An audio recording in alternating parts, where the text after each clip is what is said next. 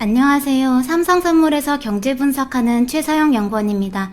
이번 주 주간 이슈는 지난주에 발표되었던 연준의 새로운 정책 목표, 새로운 정책 체계에 대한 내용을 집중적으로 설명을 드려보는 시간을 가져보겠습니다. 글로벌 증시 상승세가 걸림돌이 없이 진행이 되고 있습니다. 일단 지난주에는 전 세계에 관심이 집중됐던 잭슨홀 미팅이 있었죠. 거기에서 파월 의장은 개회 연설을 통해서 연준 통화정책 리뷰라는 주제로 연준의 장기 목표 그리고 장기 전략 수정의 최종 내용을 발표를 했습니다. 그리고 이를 통해서 사실상 고압 경제, 경제 침체기를 겪은 이후에 경기의 과열을 일정 부분 용인해서 경기 손실분을 메꾸는 고압 경제 시대의 개막을 알렸습니다. 그래서 지난주 시장 지표들 중에 눈에 띄었던 부분은 이 파월 의장의 통화정책 리뷰 발표 이후에 미국을 비롯한 대부분 국가들에서 단기 금리들 대비 중장기 금리가 큰 폭으로 상승하는 이 소위 커브 스티프닝 현상이 강하게 나타났었다라는 건데요. 이 부분은 연준이 새롭게 발표했던 정책 발표의 핵심 내용이 현재 낮은 정책금리 환경을 더 길게 유지해서 미래의 성장, 고용과 물가를 더 강하게 유도해내겠다라는 의지의 표명이 반영됐던 결과물로 해석이 됩니다. 우측 차트 보시면 정책금리의 경로를 반영하는 단기금리는 상대적으로 상당히 낮은 레벨에 계속 유지가 됐던 반면에 이 10년물 이후의 장기금리들은 큰 폭으로 좀 상승하는 모습을 보였는데요. 근데 또 이 장기금리의 강한 반등이 증시의 상승, 그 중에서도 성장주나 기술주보다는 경기 민감주의 상대적인 강세와 함께 진행됐던 부분도 연준의 새로운 목표제가 향후에 더 강한 실물 경기 그리고 리플레이션으로 연결될 것이다라는 기대를 반영했던 시장 반응으로 해석이 됩니다.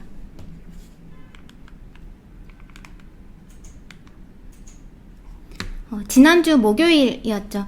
향후 10년의 길을 찾아서 라는 주제로 개최됐던 잭슨홀 미팅에서 연준 파월 의장은 연준의 새로운 통화정책 목표 그리고 체계를 발표했습니다. 일단 간단하게 결론부터 말씀드리자면 새로운 정책 목표의 주요 골자는 고용시장은 더 강하게 그리고 물가 목표는 더 유연하게 요약을 해볼 수가 있습니다. 지난 10년보다 더 강한 고용시장 그리고 더 높은 평균 인플레이션을 달성하기 위해서 지금의 저금리 환경을 더욱 장기화하겠다라는 의지를 천명한 것으로 해석이 됩니다.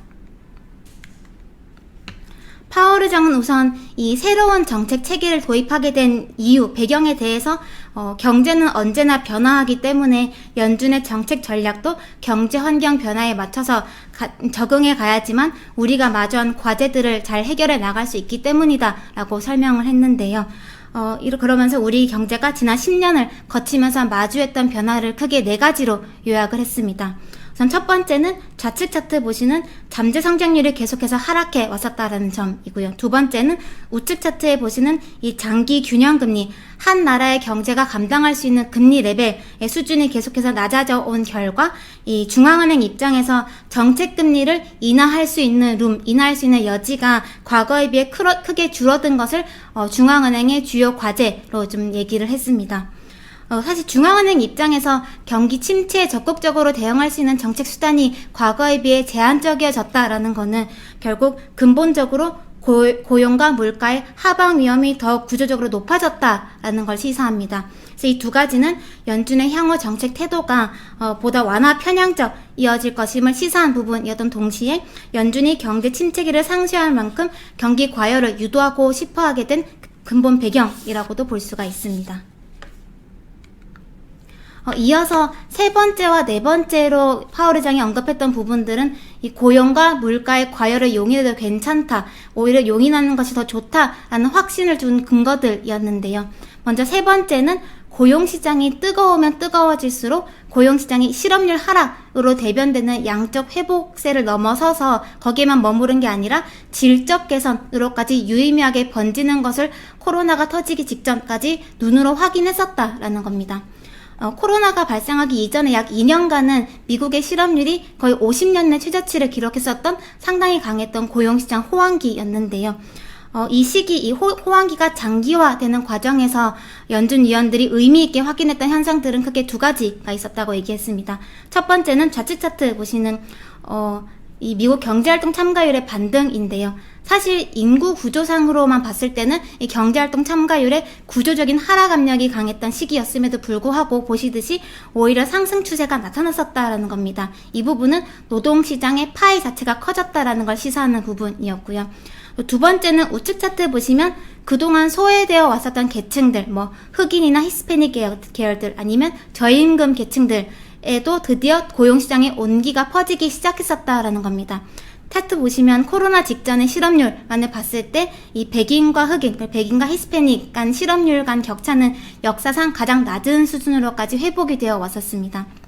즉, 이 강한 고용시장이 장기화될 때 따라오는 효용이 기존에 생각했던 것보다 더 컸었다라는 것이 이 메시지의 핵심입니다.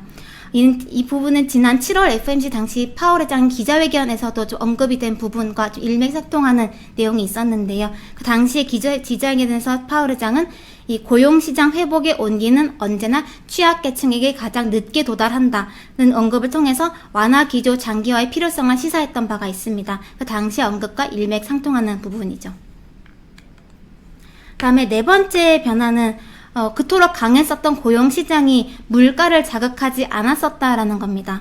아마 필립스 커브라는 단어를 들어보신 분들 많이 계실 것 같은데요.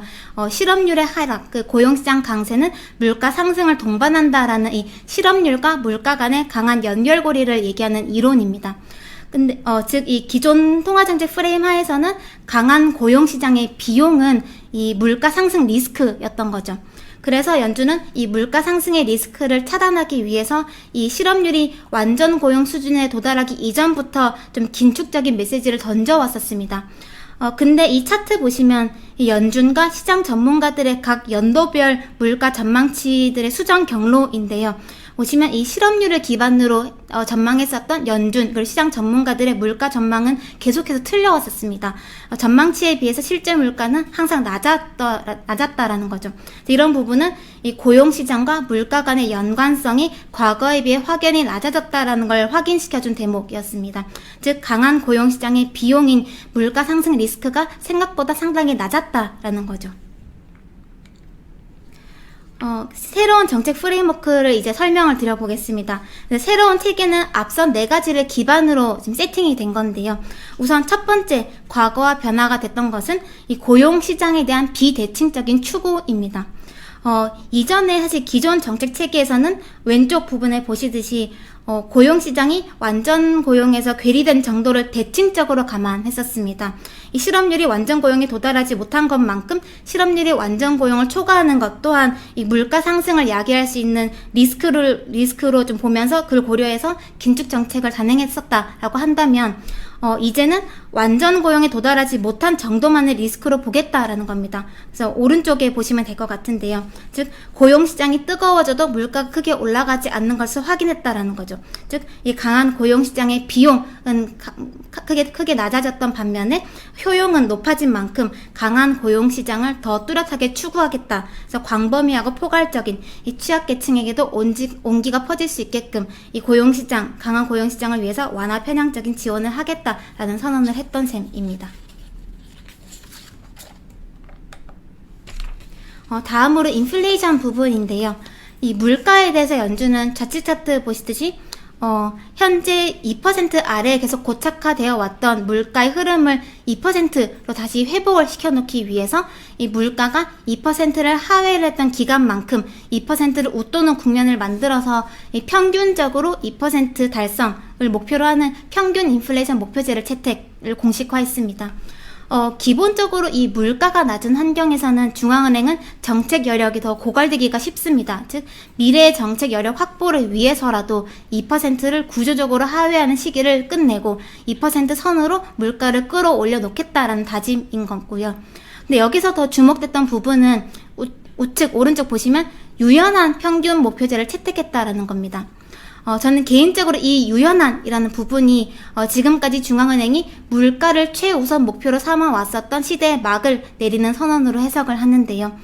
중앙은행 입장에서 더 이상 물가가 기계적인 긴축을 요구하는 요건이 되지 않게끔 물가 이외의 다른 요인들을 함께 감안하면서 정책의 유연성을 발휘할 수 있게끔 여력을 계속 남겨놓으면서 인플레이션 파이터로서의 좀 역할의 끝맺음을 내린 부분이었다라고 해석을 하고 있습니다. 그리고 이런 물가에 대해 유연해진 태도의 근간에는 물가가 연준이 편안해하는 범위를 웬만해서는 벗어나지 않을 것이다라는 강한 확신이 기반에 있었겠죠. 근데 이 연설의 마지막 부분에 파월 의장이 얘기했던 문장이 하나 있는데요. 만약에 물가에 강한 상승 압력이 쌓이거나 기대 물가가 급등하는 경우에는 주저하지 않고 행동할 것이다라는 경고를 덧붙인 부분이었습니다. 그래서 일각에서는 이 마지막 문장을 연준이 매의 발톱을 여전히 드러내는 것이다라는 부분에 초점을 맞추기도 하는데요. 하지만 저는 이 부분이 긴축을 해야 하는 상황을 만들고 싶지 않아 하는 연준의 의지가 녹아있는 경고 문장으로 해석을 하고 있습니다.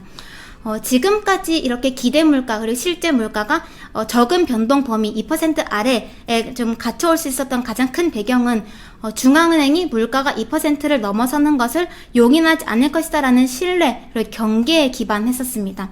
즉 물론 이번에 유연한 평균 목표제는 물가에 대한 통제의 강도를 완화시키는 것을 골자로 하는 것은 맞지만 그럼에도 급등은 결코 용인하지 않겠다라는 시그널을 유지를 해야지만 물가가 여전히 적절하게 통제된 범위 안에서 안정적으로 머무르게 유도할 수 있기 때문입니다. 즉, 이 마지막 메시지는 이 시장을 계속 긴장시키기 위한 목적이 있었던 문장이다라기보다는 물가의 변수가 발생하지 않게끔 여전히 좀 마지막 부분은 제어해서 완화 스탠스를 오래 유지할 수 있는 기반을 튼튼히 하고자 하는 메시지였다라는 생각입니다. 마지막으로 연설 중에 파월 의장은 이 강한 고용시장의 지속을 통화정책을 포함한 다양한 정책의 지원이 요구되는 국가의 주요한 목표다라고 서술을 했었는데요. 그러면서 고용시장 지원을 위한 정부의 역할론도 크게 강조했었습니다. 저는 코로나 사태 이후에 이 정책의 큰 틀은 민간의 고용은 정부가 책임지고 그 과정에서 늘어날 수 있는 정부의 부채는 중앙은행이 책임지는 구조로 사실상 세팅이 되었다라고 해석을 하고 있는데요. 연준의 이런 문구는 이 해석을 뒷받침하는 부분이었다라는 생각입니다. 정책의 큰 틀에 대한 좀 더 깊이 있는 좀 해설은 아마 곧 올려드릴 9월 경제전망 내용을 참고해 주셔도 좋을 것 같습니다. 연준의 이번 변화가 큰 이정표로 기록되기를 기원합니다. 일단 이번 주에 연준 위원들 연설이 대거 예정이 되어 있는데요. 당분간 연준 위원들의 연설을 주목할 필요가 있어 보입니다.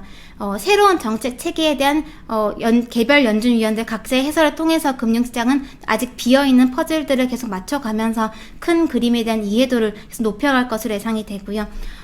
또 최근에 주요 국가 경제 지표들은 방향성이 계속 좀 혼재돼서 발표가 되고 있긴 하지만 우호적인 정책 환경 그리고 치료제나 백신 기대가 장세를 좀 이끌고 있는 국면인 만큼 경제 지표의 증시 영향력은 그리 크진 않은 상황입니다. 특히 미국에서 발표되는 혼재된 경제 지표들 방향성 속에서 최근 미국 경제에 대한 금융시장의 전망은 계속 유보가 되고 있는 좀 분위기인데요. 아마 주 후반에 발표될 미국 고용보고서 결과에 시장의 관심이 집중될 것으로 예상됩니다. 이번 한 주도 시장 대응 잘 하시길 바라겠습니다. 감사합니다.